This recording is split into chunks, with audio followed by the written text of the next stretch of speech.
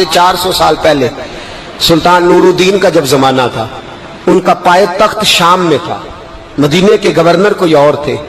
سلطان نور الدین کہتے ہیں میں ایک دن سویا، کہتے ہیں مجھے خواب میں مدینے کے چاند کی زیارت نصیب ہوئی، حضور میری خواب میں آئے اور مجھے یوں لگا جیسے مجھے کسی نے فرش سے اٹھا کے عرش پہ بٹھا دیا۔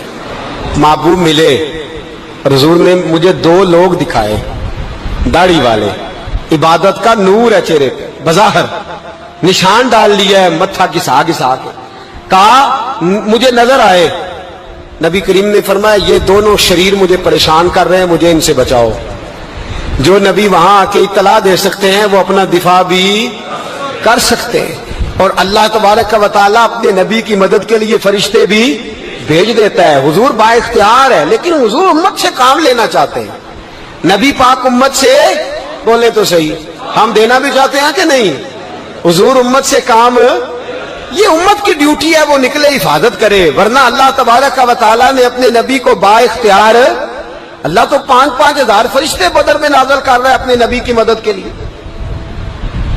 تو اللہ کے حبیب نے فرمایا سلطان خوش ہو گئے، کہتے اٹھا، بڑے تحفے، بڑے تحائف، بڑا کچھ اکٹھا کیا، بڑا لمبا لشکر تیار کیا، 16 دن کا مسلسل سفر کر کے مدینے پہنچا۔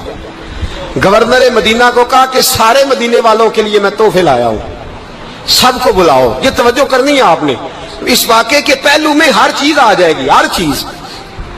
بلایا، سارے مدینے کے لوگ آئے تحفے لینے، سب کو تحفے دیے۔ سلطان نے پوچھا کو رہ تو نہیں گیا؟ نے کہا جی 2 حاجی نمازی رہ گئے۔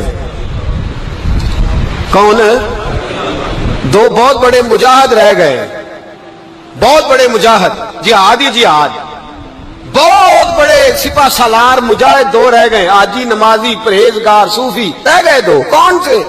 انہوں نے کہا کسی اور علاقے سے آئے ہیں، داڑھی بھی زیادہ ہے، سارا دن نماز پڑھتے ہیں، ساری رات جو ہے وہ عبادت میں رہتے ہیں، روزہ رکھتے ہیں، بس زور کے بعد حجرے سے نکلتے ہیں، صرف زور کے بعد، بڑے بھولے بالے، بڑے اللہ والے۔ ریاض آپ کو بس میں نے وہ شعر پڑھنا چھوڑ دیا ہے، میرے ساتھی کہتے ہیں کہ کم پڑھا کریں، کچھ ساتھی کہتے ہیں نہیں اتنا نہیں ہونا چاہیے، لیکن بابا صاحب تو کہہ گئے ہیں نا، ان کو تو نہیں نا کوئی روک سکتا کہ آج بھی کیتی جاندے ہو تے لو بھی پیتی جاندے ہو، ہے نا جی؟ سب سے زیادہ آج بھی وہی کراتے ہیں، ٹریننگیں بھی سب سے زیادہ انہی کے پاس ہیں، لشکر بھی ان کے پاس ہے سب سے زیادہ، لیکن آج بھی کیتی جاندے ہو تے نال لو بھی پیتی جاندے ہو تے کھو کے مال یتیماں دا تے بھیج مسیتی جاندے ہو، پھٹ دلاں دے سیندے نہیں ایویں ٹوپیاں سیتی جاندے ہو، نفس تے چھری پھیر دے نہیں تے دمبے کیتی جاندے ہو، فرض بھلائی بیٹھے ہو، نفلاں نیتی جاندے ہو، دسو تے سی بلے نوے کی کچھ کیتی جاندے ہو۔ اتنا خطرناک منصوبہ، اتنا خطرناک۔ سلطان سے کہنے لگے جی وہ زور کے بعد نکلتے ہیں حجرے سے اور صدقہ خیرات کر کے پھر حجرے میں چلے جاتے ہیں۔ سلطان کہنے لگا ملاؤ تو صحیح، جو بندے گئے وہ بھی بڑے بادب گئے، کہا جناب آپ کو بلا رہے ہیں، اس لیے کہ مدرسہ ہی بہت بڑا ہے، ان کا طریقہ ہی بہت بڑا ہے، کیا بات ہے؟ بلا کے لائے۔ سلطان نے دیکھا تو سلطان کی آنکھیں کھل گئی، کہنے لگے یہ تو وہ 2 ہیں جو مجھے حضور نے خواب میں دکھائے ہیں۔ نبی پاک نے، یہ 400 سال پہلے مولانا علی قاری لکھ رہے ہیں، یہ تو حضور نے مجھے خواب میں دکھائے، یہ تو وہ ہیں۔ اللہ اکبر۔ میں اکثر کہتا ہوں ہمارا کسی کے ساتھ کوئی ذاتی جھگڑا نہیں، اللہ جانتا ہے، بڑی جلدی مر جانا ہے۔ ہاں کچھ لوگ زیادتی کرتے ہیں دین کے معاملات، میری سرکار کے بارے میں زیادتی کرتے ہیں تو ان سے دل بھر جاتا ہے، ان سے تکلیف پہنچتی ہے، ان سے اذیت ہوتی ہے، ورنہ خون کے آنسو دل روتا ہے۔ امت کو ایک ہونا چاہیے، امت کو، لیکن امت اس وقت ایک ہوگی جب نبی پاک کے گنبد کے سائے میں ایک ہوگی، جب رسول اللہ کے گنبد کی ہریالی میں امت ایک ہوگی۔ میرے حبیب پاک علیہ السلام، یہ تو 2 مجھے حضور نے دکھائے ہیں۔ سلطان کہنے لگا باندھو ذرا کس کے انہیں، ان کے گھر کی تلاشی لینی۔ ان کو باندھ کے سلطان گھر گئے تو گھر کے اندر کچھ بھی نہیں، بس صدقہ خیرات کا سامان ہے، قرآن پاک ہے، کتابیں ہیں، تفسیریں۔ جب اٹھائی نا چٹائی تو نیچے سرنگ نکلی ہوئی ہے، جب اس کے اندر لوگ گئے تو وہ سرنگ حضور کے روزے تک پہنچی ہوئی ہے۔ وہ کس ارادے سے آئے؟ سلطان نے جا کے تلوار تھامی، کہا تمہاری گردنیں اڑا دوں گا، بتاؤ کیسے آئے ہو؟ تو انہوں نے کہا ہم تو عیسائی ہیں، ہمیں عیسائیوں نے بھیجا ہے۔ اور ہم اس ارادے سے آئے ہیں کہ ہم حضور کے جسم اقدس کو نکالیں گے، کسی اور جگہ لے جائیں گے۔ سلطان نے بات سنی تو چیخ نکلی، اللہ اکبر کا۔ اس نے کہا عیسائیوں نے کیا سمجھا ہے رسول اللہ کے غلام مر گئے؟ تم نے کیا سمجھا ہے نعرہ رسالت کی آواز کمزور ہو گئی ہے؟ تم نے کیا سمجھا ہے درود و سلام کے سوتے خشک ہو گئے ہیں؟ تم نے کیا سمجھا ہے مدینے پر جان دینے والے کوئی نہیں؟ آپ نے فرمایا سازش کرتے ہو بے ایمانو، اندر چھپ کے وار کرتے ہو، طاقت ہے تو سامنے آؤ۔ مسلمانوں کا ایک ایک بچہ مدینے کی حرمت پر قربان ہو جائے گا، مدینہ منورہ کی حرمت پر مسلمان اپنی تجیہ بکھیر دیں گے، اولادیں قربان کر دیں گے، لیکن کسی کافر کو بھی رسول اللہ کی بے ادبی کی اجازت کبھی نہیں دیں گے۔ سلطان نے پکڑا، قتل کیا، پھر سلطان نے ان کو کاٹا، آگ میں جلایا اور فرمایا مسلمانوں، ہر حاجی نمازی دیکھ کر، ہر دعوت دینے والا دیکھ کر ادھر بفر نہ جایا کرو، پہلے دیکھ لیا کرو اس کے سینے میں مصطفیٰ کا پیار بھی ہے کہ نہیں، اس کی باتوں سے عشق رسول کی خوشبو بھی آتی ہے کہ نہیں، اس کا لب و لہجہ نبی پاک کی ادب والا بھی ہے کہ نہیں، اس کے انداز، اس کے اعتبار رسول اللہ کا پیار بھی بتلاتے ہیں کہ نہیں۔ میں بلبل خوش لہجہ گلزار نبی ہوں، میٹھی میری باتیں ہیں کیونکہ نمک خار نبی ہوں۔ دیکھو دیکھو یہ رسول اللہ صلی اللہ علیہ وسلم کا فرما بردار۔ ایک اور بھی سازش ہوئی رافضیوں نے کی، انہوں نے بھی 2 بندے ایک دفعہ بھیجے تھے، وہ بھی کھودنے لگے، کدھر آئے ہو؟ پکڑے گئے تو کہنے لگے حضرت ابو بکر حضرت عمر کا جسم نکالنے آئے تھے، معاذ اللہ تعالی، لیکن میرے رسول نے یہ حرکت بھی کرنے کی اجازت نہ دی۔ سلطان نور الدین کہتے ہیں یہ کام کر کے جب میں واپس لوٹا، جا کے سویا تو مجھے پھر حضور کی زیارت نصیب ہوئی، مجھے مدینے والے محبوب کا پھر دیدار نصیب ہوا۔ حضور خواب میں آئے، فرمایا حبیب نے بتایا کچھ نہیں، بولے کچھ نہیں، بس مجھے دیکھتے جاتے تھے اور مسکراتے جاتے تھے۔ سلطان نے چاروں جانب کھدوا کے نا خندق، اس میں سیسا ڈلوا دیا، دیواریں پکی کرا دی، کوئی کھودنا بھی چاہے تو پہنچ نہ سکے۔ کہتے ہیں حضور دیکھتے جاتے، مسکراتے جاتے، اور جب میرے نبی میری طرف دیکھ کے مسکراتے تو مجھے یوں لگتا اللہ نے میرے لیے جنت کے سارے دروازے کھول دیے۔ مجھے یوں لگا جیسے جنت کی حوریں مجھے سلامی دینے آئی، مجھے یوں لگا جیسے فرشتے جھونک آئے ہیں اور مجھے کہتے ہیں کیا تیرا مقدر ہے، کیا تیرا نصیبہ ہے، کیا تیری بات ہے۔ ہم ہر خارجی، ہر ناسبی، ہر رافضی کی مذمت کرتے ہیں اور مسلمانوں کو بتاتے ہیں پیغام وہی ٹھیک ہے جو امام حسین کا پیغام ہے، اور پیغام وہی ٹھیک ہے جو حضرت عثمان غنی کا پیغام ہے، جو حضرت عمر فاروق، حضرت ابو بکر صدیق، مولا علی کا پیغام ہے، وہی پیغام امت کے حق میں بہتر ہے۔ نبی پاک کا مدینہ امن کی دھرتی ہے، کتنا مرضی کسی کا اختلاف اپنی جگہ، پر دل کی گہرائیوں سے دعا نکلتی ہے، اے اللہ اپنے نبی کو شہر کو ہمیشہ امن اور سکون کی ٹھنڈی ہوا نصیب فرما۔ مسلمان نہیں ہوتا۔ صلاح الدین ایوبی اپنے خیمے میں بیٹھے ہیں تو ایک بی بی آ گئی، اس قبیلے کا کوئی شخص مسلمان نہیں ہوتا۔ بی بی آئی، آگے کہنے لگی میرے 4 بیٹے جنگ میں کھو گئے، چھوٹے چھوٹے بچے جنگ میں کھو گئے، مل نہیں رہے، فوجیوں کو حکم دے مجھے میرے بچے تلاش کر کے دیں۔ صلاح الدین ایوبی نے جھٹ پٹ سر پہ امامہ باندھا، نیزہ پکڑا، سینے بند باندھا، اپنے جبے کو سمیٹا اور باہر کہنے لگی تو کدھر جا رہا ہے؟ کہنے لگا میں خود تیرے بچے تلاش کر کے دوں گا۔ صلاح الدین چند سپاہی ساتھ گلی گلی نکلے، گلی گلی فجر کے نکلے، اثر ہو گئی، تھک گئے، 2 نمازیں صحرا میں پڑھی، جنگل کے اندر پہنچے تو ایک کونے میں 4 بچے ایک جگہ ڈرے اور سہمے ہوئے بیٹھے ملے۔ صلاح الدین ایوبی اٹھا کے لائے، ماں کو کہنے لگے تیرے بچے ہیں، نکلا اس لیے تھا کہ میرے نبی نے فرمایا بچے جدا ہوں تو ماں کو درد بڑا ہوتا ہے، اور میرے رسول نے فرمایا تھا جب جنگ کرنے جاؤ تو کھیت برباد نہ کرنا، فصلیں تباہ نہ کرنا، بچوں کو ماں سے جدا نہ کرنا۔ فرمایا میں سوچ رہا تھا تیرے بچے کہیں میری وجہ سے جدا ہو گئے تو مصطفیٰ کو جواب کیا دینا۔ فرمایا تیرے بچے ڈھونڈ کے لایا ہوں۔ بچے ماں کے پاس آنے لگے تو ماں نے بڑے بیٹے کے منہ پہ تھپڑ مارا، کہتا ہے اماں کیا ہوا؟ کہنے لگے تو نے سنا نہیں کہ دشمن کے بچوں کی اتنی حفاظت کرتا ہے، میرے پاس نہ جا، اس کے قدموں میں بیٹھ جا، جس نبی کے غلام اتنے سچے ہیں وہ نبی کتنا سچا ہوگا۔ بنو قریظہ اور بنو نذیر 2 محلے تھے یہودیوں کے، یہودیوں نے بڑی عہد شکنی کی تو نبی پاک صلی اللہ علیہ وسلم نے ان کو بے دخل کر دیا مدینے سے۔ نکال دیا مدینہ منورہ سے. یہودی نکل گئے مدینہ طیبہ سے, تو جب وہ نکل کے جا رہے تھے تو ان کے مکان, ان کے باغ, ان کی جائیدادیں بچ گئیں. نبی پاک علیہ السلام نے انصار مدینہ کو پہلے بلایا. جاگ رہے ہیں نا آپ لوگ؟ پیسے آتے کسی کو برے لگتے ہیں؟ اب تو یہ بھی حلال حرام کی تمیز بھی اٹھتی جا رہی ہے. جائیداد, باغ, مال, علاقہ خالی ہوا ہے, وہ چلے گئے اور لوگ تو ڈھونڈتے پھرتے ہیں. اللہ خیر فرمائے, شاملہ ہر جگہ ملتی نہیں اب شہروں میں, وہ کس کس نے نام کرا لیا, کدھر گئی ہے کوئی خبر ہی نہیں, خالی جگہ پڑی ہے. میرے نبی پاک علیہ السلام نے پہلے انصار مدینہ کو بلایا. حضور نے فرمایا, انصاریوں, بہت بڑی جائیدادیں یہودیوں کی بنو نذیر اور بنو قریظہ محلے خالی ہو گئے, میرا دل کرتا ہے وہ تمہیں دے دوں, اس لیے کہ تم نے اپنے مہاجر بھائیوں کے ساتھ بڑا تعاون کیا, جائیدادیں تم نے دے دی ہیں, مکانات دے دیے ہیں, بڑا کچھ تم نے دیا ہے, میرا دل کرتا ہے وہ تمہارے نام کر دوں. تو انصار مدینہ کیا کہنے لگے, یا رسول اللہ, دے تو ہم نے دیا ہے پر وہ بیچارے جھچکتے ہی رہتے ہیں, وہ جھچکتے ہی رہتے ہیں, کھول کے ہماری چیزیں استعمال نہیں کرتے. تو حضور ہم تو پہلے ہی انصار ہیں, ہمارے پاس بڑا کچھ ہے, آپ مہربانی فرمائیں وہ سارا کچھ مہاجروں کو دے دے, مہاجرین کو ہمیں نہیں چاہیے. اب چلے گئے بات کر کے, میرے حبیب پاک نے مہاجروں کو بلا لیا.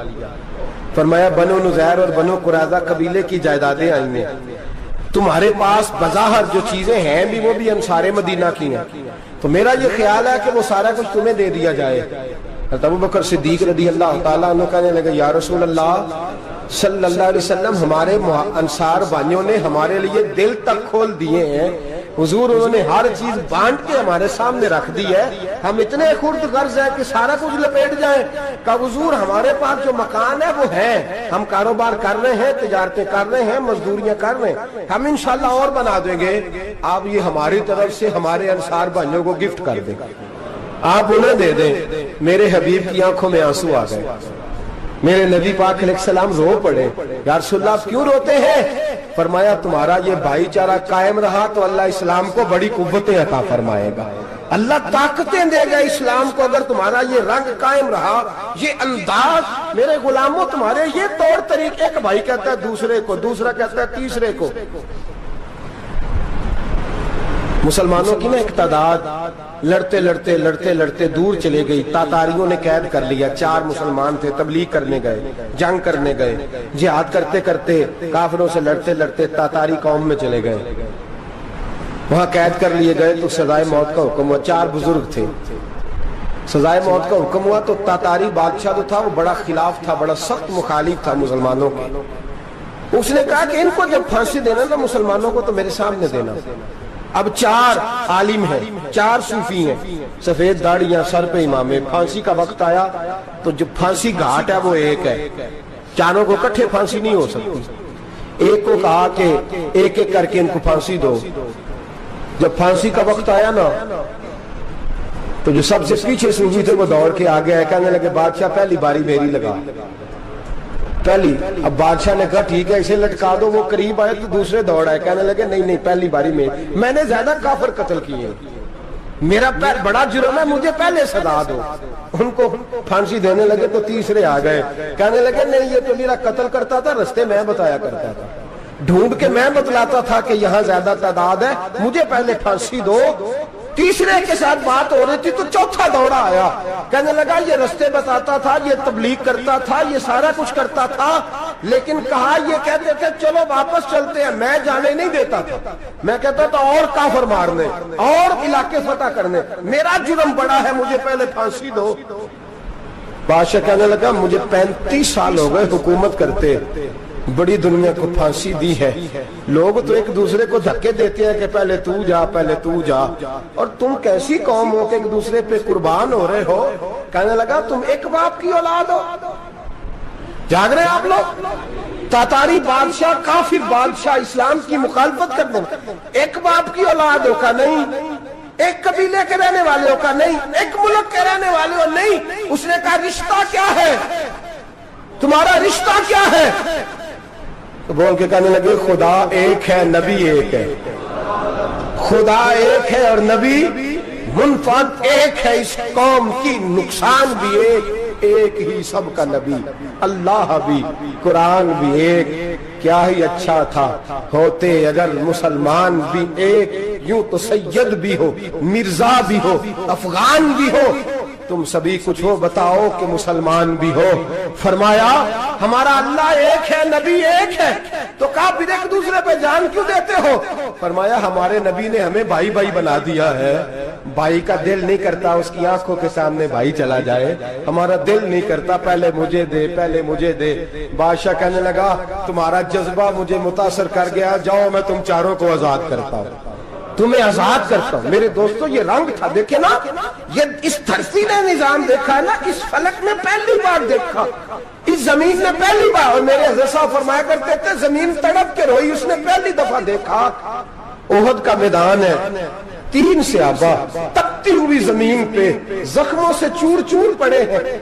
حضرت انس بن نضر رضی اللہ تعالیٰ عنہ پانی کا پیالہ لے کے پہنچے، ایک زخمی سے کہا تجھے پانی پلانا ہے، تو کہنے لگا میرے زخم تھوڑے ہیں، وہ جو ساتھ پڑا اس کے زخم گہرے ہیں، پہلے اسے پانی پلا دے، جا اسے دے دے۔ اس کے پاس پہنچے تو وہ کہنے لگا وہ مجھ سے پہلے گرا تھا، اس کا زخم زیادہ گہرا ہے، اسے پانی پلا۔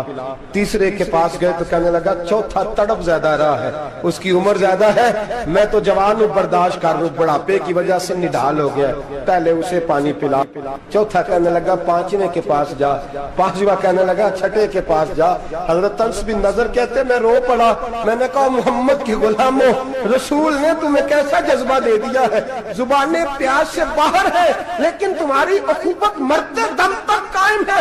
کہتے میں 7ویں کے پاس گیا تو کہنے لگا اگر 6 قربانی دے سکتے ہیں تو مجھے خود غرض نہ سمجھ، میں نے نہیں پانی پینا، جا پہلے کے پاس لے جا۔ کہتے میں پہلے کے پاس آیا تو روح پرواز کر گئی، دوسرے کے پاس آیا تو روح پرواز کر گئی، میں 7ویں تک آیا تو انتقال کر گئے۔ کہتے ہیں پانی کا پیالہ میں نے اٹھایا اور میں نے زمین پہ رکھا تو میں نے کہا پانی گوا رہنا، محمد کے غلام مر تو جاتے ہیں پر ایک دوسرے کا خیال بڑا رکھا کرتے ہیں، گوا رہنا یہ مر جایا کرتے لیکن ایک دوسرے کا درد۔ میرے دوستو لٹا ہوا برما، روتے ہوئے مسلمان، سسکیاں اور آہیں لیتی ہوئی مائیں پوچھتی ہیں اے خاصا اے خاصان رسول وقت دعا ہے، امت پہ تیری آ کے عجب وقت پڑا ہے، وہ دین جو بڑی شان سے نکلا تھا وطن سے، پردیس میں وہ دین آج غریب الغربا ہے، فریاد ہے اے کشتی امت کے نگہباں، بیڑا یہ تباہی کے قریب آن لگا ہے۔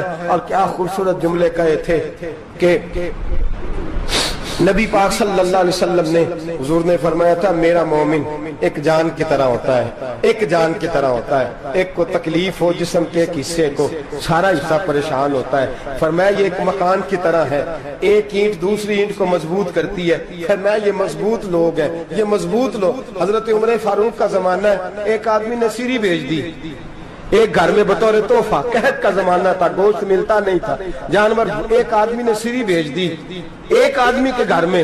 اس نے کیا کیا، اس نے اپنی بیوی سے کہا ہماری تو خیر ہے، ساتھ والا پڑوسی زیادہ غریب ہے، ادھر نہ بھیج دے، یہاں گندم امیر شہر کی ہوتی رہی خراب اور بچی کسی فقیر کی فاقوں سے مر گئی، کہا ساتھ والے پڑوسی کے گھر سے میں کئی دنوں سے بھوک کی آوازیں، وہاں بھیج دے۔ اس کے گھر گئی تو اس کی بیوی شوہر کو مشورہ دیتی ہے، کہتی ہے میرے بچے تو دلیر ہے، ساتھ والے کے چھوٹے ہیں، وہ گزارا نہیں، ادھر نہ بھیج دیں۔ ادھر گئی، ایک روایت ہے 7 گھر، ایک روایت ہے 21 گھر، 21 گھروں میں گھومتی ہوئی وہ سیری پھر پہلے کے گھر میں آ گئی، اور پہلا صحابی کہنے لگا صرف تو نے محمد کا کلمہ نہیں پڑھا، باقی بھی اس نے بھی پڑھا ہوا ہے، صرف تو نے ہی رسول اللہ سے یہ درس نہیں لیا، باقیوں نے بھی لیا ہے، اور صرف تیرے اندر ہی جذبہ اظہار نہیں، تو ہی صرف مسلمانوں سے پیار نہیں کرتی، سارے پیار کرتے ہیں۔ وہ سیری پھر آ گئی ہے، اب کیا کرنا ہے، اب کیا کرنا ہے؟ امام نبوی نے لکھا ہے،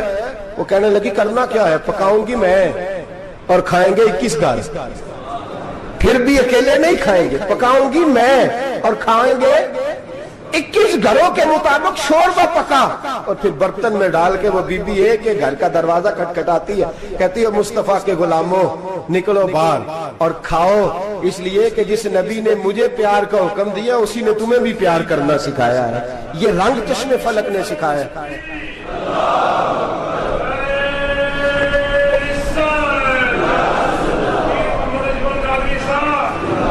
آپ کی بڑی مہربانی, زندہ باد وہی ہے جس کو اللہ رسول زندہ باد فرمائے, بڑی مہربانی, اللہ جزا دے. عرض یہ کرنے جا رہا تھا کہ رسول کریم صلی اللہ علیہ وسلم نے یہ پیغام دیا امت کو, فرمایا دیکھیں نا کتنے بڑے لفظ ہیں.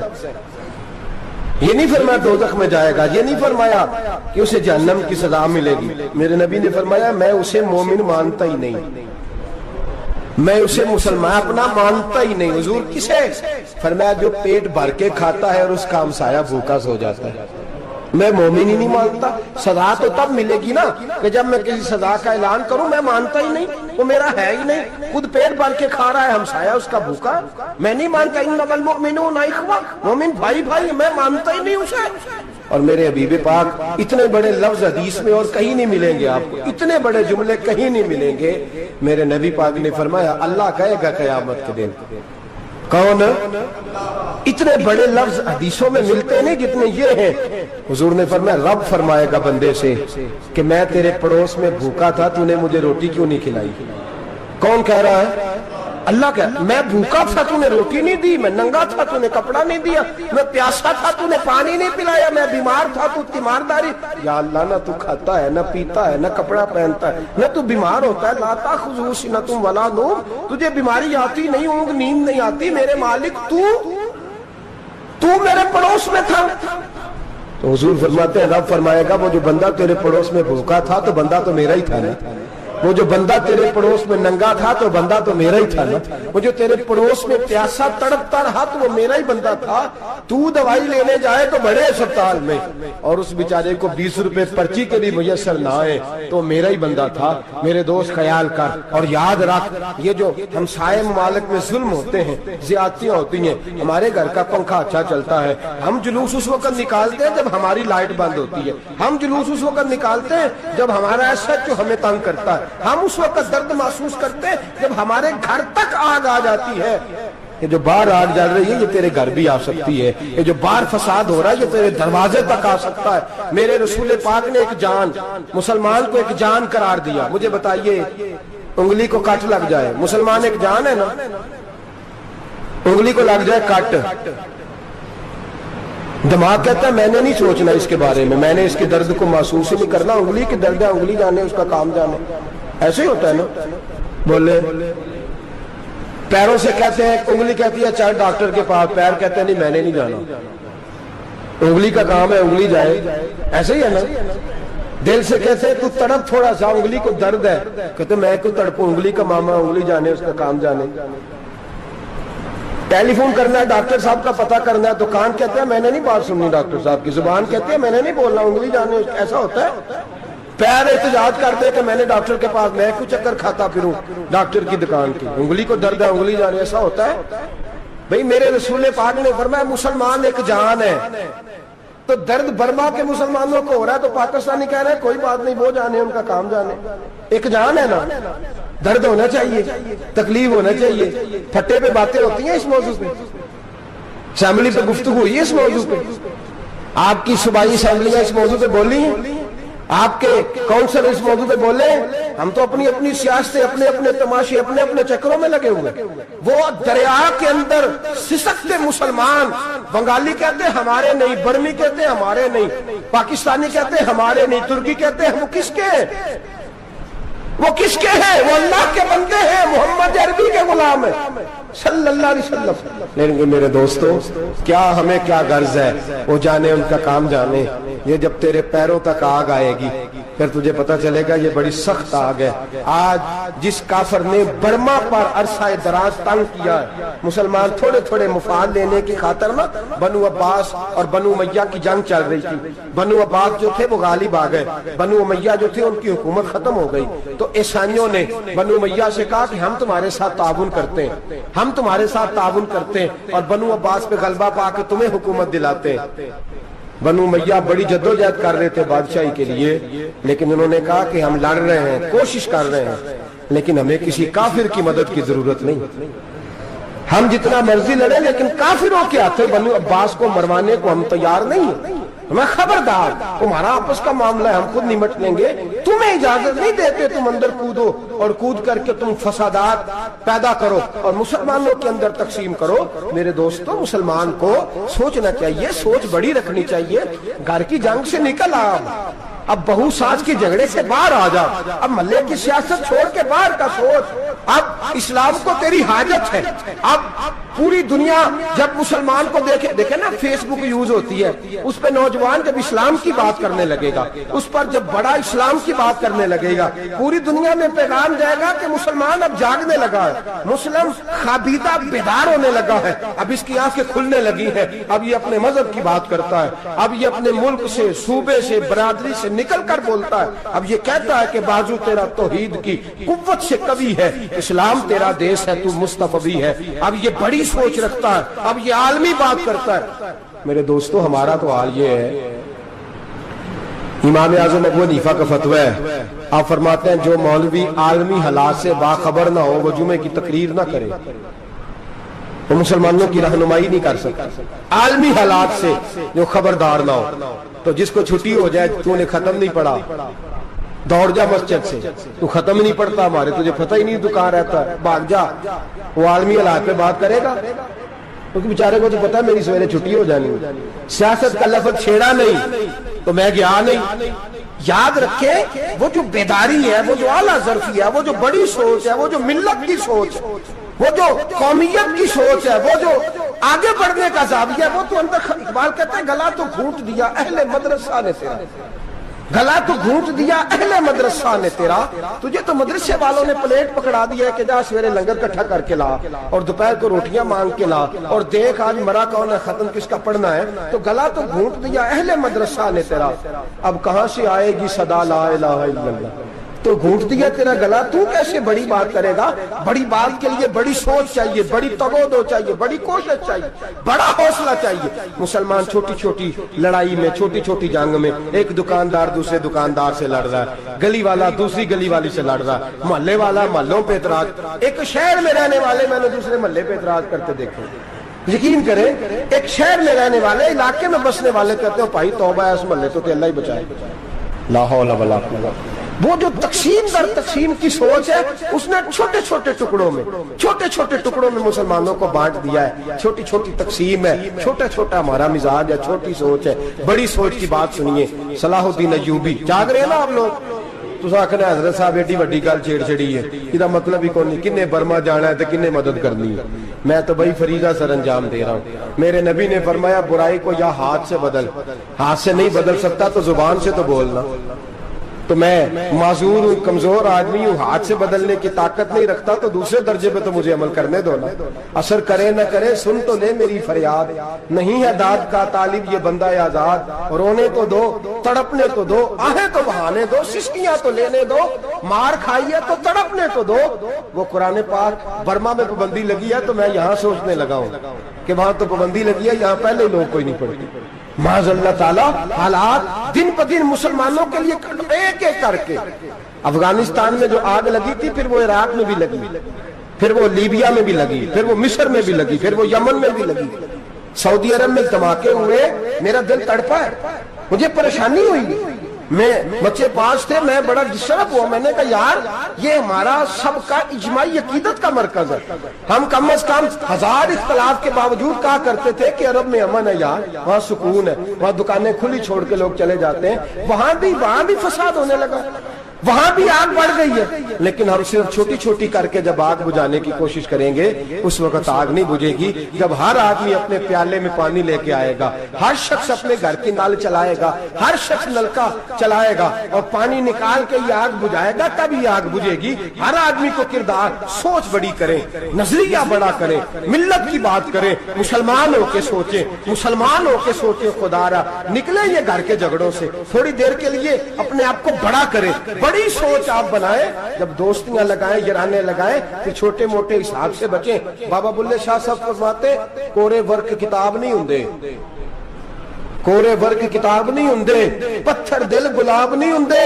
और او بلیا یاری سوچ کے لائی یارا نال حساب نہیں ہوندے پھر ذرا نکلے اس حساب کتاب سے بات بلیا یاری سوچ کے لائیں یارا نال حساب نہیں ہوندے پھر ذرا بڑا ذہن کرے چھوڑے اپنے حساب یوسرون علی انفسہم ولنبلونکم بشیء من الخوف والجوع ونقص من الاموال والانفس والثمرات پھر حساب کتاب سے نکلے پھر امام علی مقام کی طرح یہ سوچ بنائے کہ حسین کے بچے چلے جائیں تو کوئی حرج نہیں امت پر آنچ نہیں آنی چاہیے ایک امام علی مقام کل تک امام میدان میں کھڑے تھے تو اکیلے تھے لیکن آج پوری دنیا کہتی ہے حسین ہمارا ہے حسین ہمارا ہے آج نظریہ امام علی مقام زندہ ہے تو اکیلا ہے تو کھڑا ہو یہ نہ کہا کر چھوٹی سی مسجد ہے ایک کونا کا کھڑکاوا مولانا تقریر کر رہے ہیں تو کیا بنے گا ایک آواز کہیں سے گونجا کرتی ہے پھر اس میں تاثیر میرا اللہ پیدا فرما دیا کرتا ہے پھر اس کے اندر قوت میرا رب پیدا فرما دیا کرتا ہے پھر اللہ اس میں تاثیر پیدا کر کے چار دانگ عالم میں پھیلا دیا کرتا ہے صلاح الدین ایوبی مسلمانوں پہ ظلم ہوا فلسطین میں آگ لگی اور پورے فلسطین کی گلیاں خون سے بھر گئیں ایک دن کے اندر 70,000 مسلمان قتل ہوا گھوڑوں سے سڑکوں پہ چلا نہیں جاتا تھا گھوڑے پھسلتے تھے اتنا خون تھا اور کچی سڑکیں تھی اتنا خون تھا پہلے کچی زمین نے خون پیا پھر خون اس سے باہر آیا پھر بھی اتنا سخت 70,000 آدمی قتل ہوا صلاح الدین ایوبی کون تھے میرے غوث اعظم جیلانی کے مدرسے کے طالب علم تھے جامعہ نظامیہ مدرسہ یہ مدرسے ہیں جنہوں نے دین کے مجاہد پیدا کیے مدارس ہیں جنہوں نے دین کے مجاہد پیدا کر کے پوری دنیا کے اندر پھیلائے ہیں مدارس کے اندر دہشت گردی آئی میں اختلاف نہیں کرتا لیکن ابھی بھی مدرسے ہیں جن مدرسوں سے رسول اللہ کے دین کا سچا درس دیا جاتا ہے امن پیار اور محبت کی فضا کو عام کیا جاتا ہے وہ مدارس اور انشاءاللہ قیامت کی صبح تک وہ مدرسے قائم رہیں گے صلاح الدین ایوبی مدرسے کے طالب علم ہے مدرسے کا لیکن مدرسہ اس کا تھا جو ساتھ درویش بھی تھا جو ساتھ اللہ رسول کے احکامات محبت کے ساتھ پھیلانے والے غوث اعظم جیلانی کا مدرسہ تھا اس مدرسے کا پڑھنے والا طالب علم دیکھیں نا علم دین شہید کون تھا نعتیں پڑھنے والا تھا نا ختم دلانے والا تھا عامر چیمہ شہید کون تھا نعتیں پڑھنے والا تھا نا یہ نعتیں وہ چیز ہوتی ہے جو دلوں کے اندر اثر پیدا کر دیتی ہے جو نبی پاک کی محبت کو پروان چڑھاتی ہے اور یہی چراغ جلے گا تو روشنی ہوگی صلاح الدین ایوبی اکیلا اپنے دوستوں سے کہنے لگا مسلمانوں کی مدد چند سالوں میں نکلو مدد کریں انہوں نے کہا تیرے نکلنے سے کیا ہوگا کہنے لگا میں نے نہیں نکلنا میرے اللہ نے میری مدد کرنی ہے میرے اللہ نے میری اٹھ باندھ کمر کیا ڈرتا ہے پھر دیکھ خدا کیا کرتا ہے اور میں مجھے نکلنے دے اللہ میری مدد کرے گا تھوڑا تھوڑا کر کے فوج جمع کی کوشش کی چند سالوں کے بعد اسی جگہ جہاں مسلمانوں کا خون بہا تھا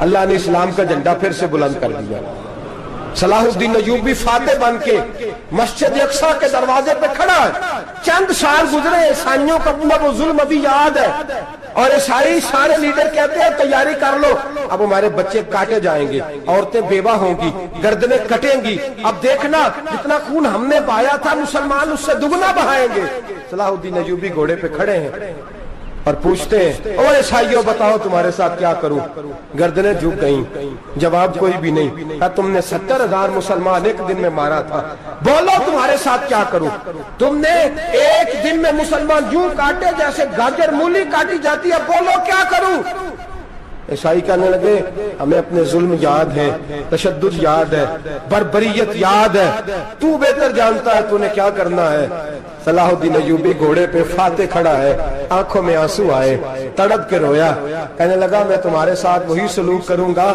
جو میرے مصطفیٰ نے قریش مکہ کے ساتھ فرمایا تھا لا تصریب علیک جاؤ تم پر کوئی زیادتی جاؤ تم آزاد ہو اس نے کہا تو کر کیا رہا ہے کہنے لگا میں کیا کروں میں اس محمد کا ماننے والا ہوں جس نے معاف کرنا سکھایا ہے صلی اللہ علیہ وسلم میرے پیروں میں زنجیر ہے رسول اللہ کی غلامی کی جاؤ تم آزاد ہو اس نے کہا تم آزاد ہو لوگوں نے کلمہ پڑھنا شروع کر دیا اشہد ان لا الہ الا اللہ واشہد ان محمدا عبدہ سارے قبیلے کے کچھ نہ کچھ لوگ مسلمان ایک قبیلہ رہ گیا مسلمان نہیں ہوتا صلاح الدین ایوبی اپنے خیمے میں بیٹھے ہیں تو ایک بی بی آ گئی اس قبیلے کا کوئی شخص مسلمان نہیں ہوتا بی بی آئی آگے کہنے لگی میرے 4 بیٹے جنگ میں کھو گئے چھوٹے چھوٹے بچے जंग में खो गया, मिल नहीं रहे। फौजियों को हुक्म दे मुझे मेरे बच्चे तलाश करके दें।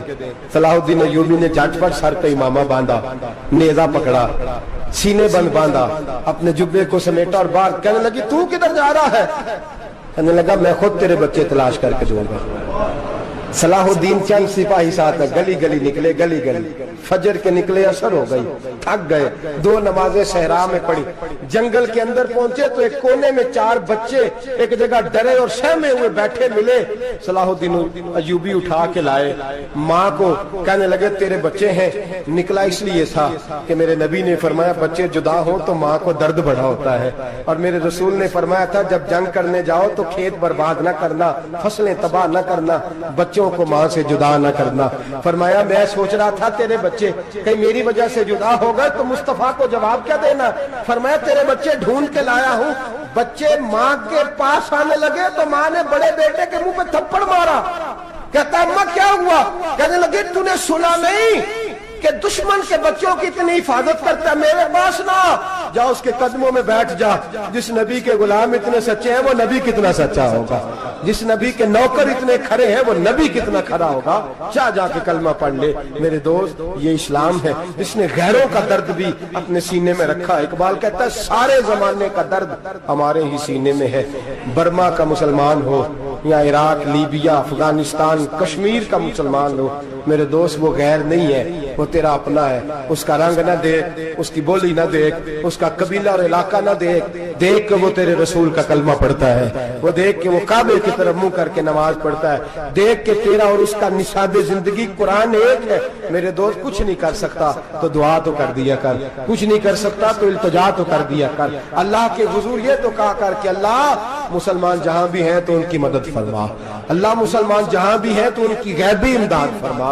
ये दुआ तो मेरे दोस्तों जरूर किया करो, सोच बड़ी करें। जब भी आप बोलें, जब भी आप लिखें, जब भी किसी से बात करें तो बहसियत मुसलमान के बात करें, बहसियत एक नबी पाक के गुलाम के बात करें। अपनी जिंदगी इस अंदाज में तरतीब दें कि पहले आप मुसलमान हैं, उसके बाद आप कुछ और हैं। पहले इस्लाम की बात करें, बड़ी बात करें, बड़े हौसले की बात करें, फिर इस्लाम को कुव्वत मिलेगी, फिर बेदारी उम्मत को नसीब होगी। अल्लाह करीम बर्मा के मुसलमानों को अपनी रहमत की ठंडी छांव नसीब फरमाए, हमेशा मिदहत खैरुल अनाम में गुजरे।